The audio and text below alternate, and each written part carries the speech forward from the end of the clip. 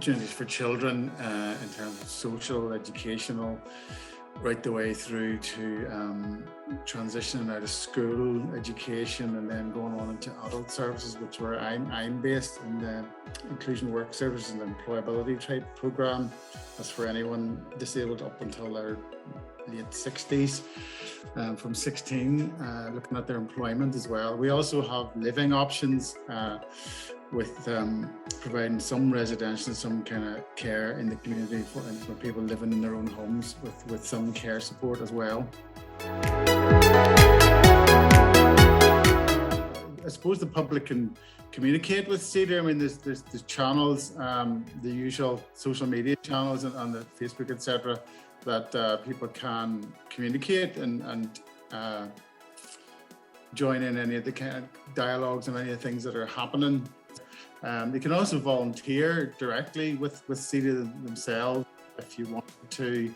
Within all of our services, there's different types of roles that people can volunteer their time as well. Just kind of educate yourself a bit more. I mean, people are always talking about awareness. The best way I'd say is just to talk to the person, find out, because they're human beings. They're quite happy to talk to you about what way they like things and what they need. And it's usually something very small. So it's just be open and honest and communicate. We just carried on through the pandemic, and obviously some people we couldn't meet as easily as we used to, but we would meet them in their gardens, in their houses and all of the rest of it as safely as we could, because they were very desperate for that sort of contact.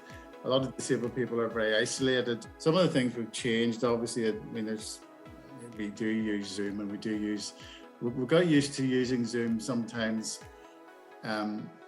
It's handier for some of our service users and us sometimes to just jump on a Zoom call to sort a few things out quickly than organising a big meeting somewhere. But then it's important to have the face-to-face meetings as well, because that's part of our building relationship with. There's a link on our own website which takes you into it's a kind of a disability awareness presentation, which is kind of just the kind of whole theory of the social model of disability, that you could start there. Rights-based stuff like the Equality Commission. The Equality Commission's website is quite good in terms of the type of human rights that are being supported, and initiatives that are taking place across the country in terms of employment and education rights and taking up things like that. Best way to contact is just go through the website at the minute, and there's numbers, and there's emails, and there's a make contact form.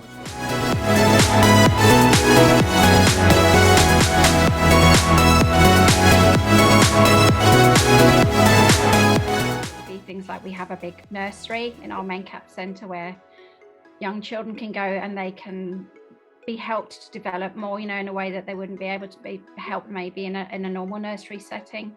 We have things like supported living, lots of supported living where people can live independently, and we have support workers that go in and help them do all their day-to-day stuff. So they help them with everything, to do with doing their shopping, anything they had to sort with their finances, if they were going somewhere to an event. The support workers are there to act like that kind of additional family member, to give them that support to live independently. We have an employment service, and they help prepare people with a learning disability for what work would be like, and then they help them look for work placements, possibly for paid work, possibly for long-term voluntary work.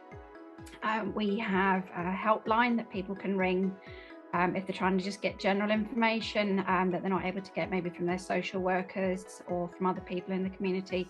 They can call us. We wanted to get young people with a learning disability and without a learning disability in the same youth project, and to try and break down the stigma. We have a youth forum. So our youth forum consists of 10 young people, 16 to 25. And they've been through youth projects before, and they're really wanting to try and change the way other people think of young people with a learning disability, and really try and help Mencap sort of achieve that as well. So they meet twice weekly, and they go to loads of events and conferences speaking on behalf of everyone with a learning disability. Well, there's volunteering for different sorts of events that Mencap hold, and all the clubs that are affiliated to Mencap, they're always looking for volunteers. Campaigning as well.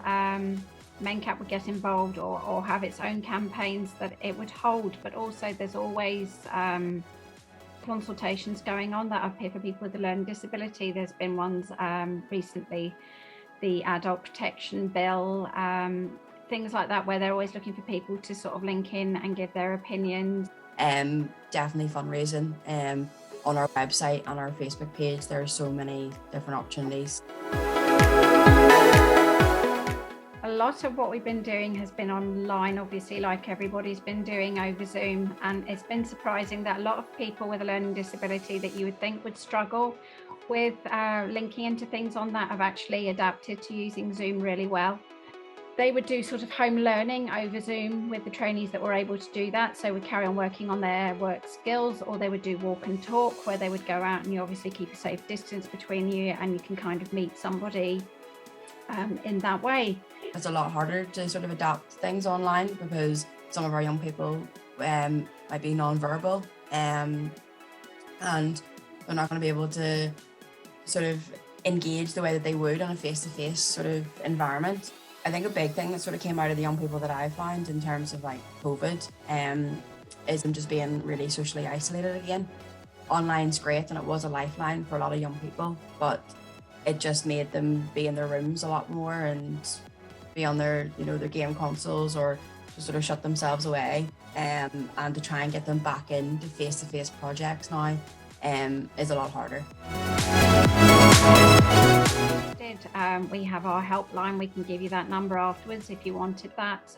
You can contact the Mencap Centre and they can direct you to the right person depending on what you want to know about. Like you message us on Facebook, the Mencap Northern Ireland Facebook page,